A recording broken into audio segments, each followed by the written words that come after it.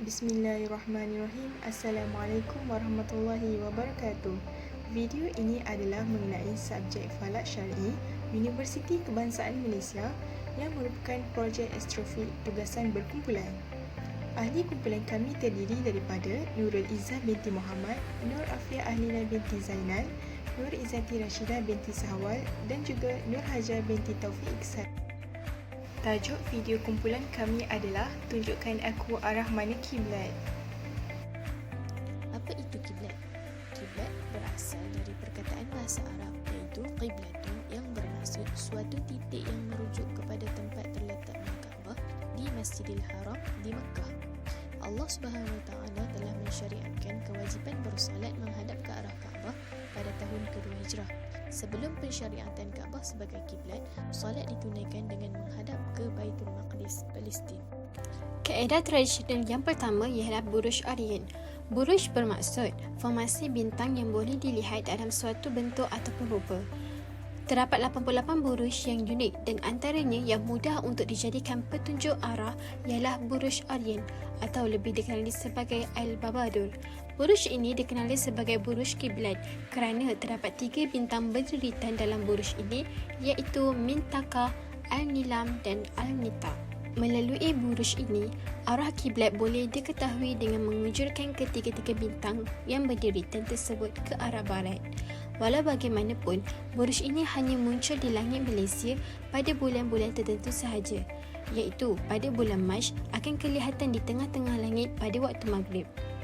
Bulan Julai akan kelihatan pada waktu subuh, manakala pada bulan Disember akan kelihatan tinggi di langit pada waktu tengah malam. Fenomena istiwa azam juga dikenali sebagai istiwa matahari di atas Kaabah, yang merupakan fenomena di mana matahari akan berada tepat di titik zenit ketika istiwa. Fenomena ini berlaku apabila nilai sudut istiwa matahari sama dengan nilai latitude Makkah di mana terletaknya Kaabah. Fenomena ini berlaku pada 28 Mei 12.16 tengah hari dan juga pada 16 Julai 12.28 tengah hari di Mekah. Oleh kerana perbezaan zon masa, di Malaysia fenomena ini akan berlaku pada 28 Mei jam 5.16 petang dan pada 16 Julai jam 5.28 petang. Walau bagaimanapun, sekiranya fenomena ini berlaku dalam tahun lompat, maka tarikhnya perlu diawalkan sehari, iaitu kepada 27 Mei jam 5.15 petang dan 15 Julai jam 5.27 petang. Ketika istiwa berlaku, bayang objek teka akan menunjukkan ke arah Kaabah. Disebabkan fenomena ini berlaku pada waktu sebelah petang di Malaysia, maka bayang objek teka akan jatuh ke arah timur. Daripada keadaan itu, arah kiblat yang sebenar adalah sebaliknya, iaitu menghadap ke arah barat. Fenomena ini memberi peluang kepada kita untuk melakukan penentuan ataupun semakan arah kiblat yang sedia ada. Tongkat istiwa merupakan satu kaedah yang digunakan untuk menentukan kedudukan garisan meridian iaitu arah utara dan selatan dan menentukan arah timur dan barat sesuatu tempat. Ia juga dikenali sebagai garisan tengah hari. Kaedah ini boleh menentukan arah kiblat dengan berpandukan bayang objek yang dipacakkan secara menegak pada waktu tengah hari.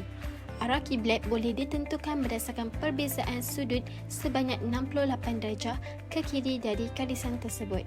Dan azimut kiblat Malaysia ialah 292 darjah.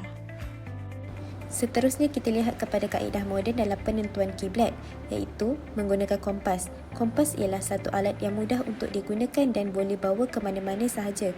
Namun ia perlu menggunakan teknik yang betul untuk penentuan arah kiblat yang tepat. Contoh di Malaysia, arah kiblat dianggarkan sekitar 290 darjah hingga ke 293 darjah. Kompas juga boleh dipengaruhi oleh tarikan graviti yang wujud dari bahan-bahan logam dan juga arus elektrik di sekeliling kompas. Arah yang ditunjuk oleh kompas adalah arah yang merujuk kepada arah utara magnet. Alat yang kedua ialah teodolit. Teodolit ialah alat untuk mengukur sudut horizontal dan juga vertikal dan ia banyak digunakan dalam bidang pemetaan bumi. Sebagai contoh, ia digunakan untuk pembinaan masjid maupun surau. Yang terakhir, kita lihat kepada faedah mengetahui kaedah penentuan kiblat. Yang pertama ialah kita mendapat arah kiblat yang betul untuk menunaikan solat, tidak kira dalam situasi yang pelbagai seperti melancong, pelayaran, aktiviti di dalam hutan dan lain-lain. Yang kedua ialah mewujudkan keyakinan ketika menunaikan solat. Sekian sahaja daripada kami. Terima kasih kerana sudi menonton.